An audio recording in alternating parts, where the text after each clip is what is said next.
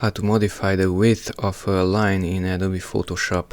This line was created using this tool, which is line tool. You can right click on that one and there is the line tool. Okay, to adjust the width of this line, we have to open here the properties window. If it's not open, then come here to window and properties. So window properties is this one. By the way, you can right click on it and you can close it accidentally, and thus it's not visible. So window and properties, and now click on the line, is this one, on the layer window. So that's the line, which is that black one, and I want to reduce the width of it because it's too large, and that will be done on the properties using the H. That should be the height, but it's controlling the width.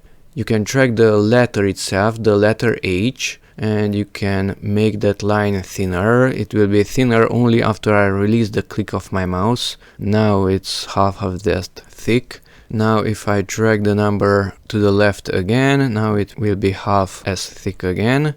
And finally you can select that number and you can type in a value, let's say 2 pixels, and press enter. And now that line is barely visible.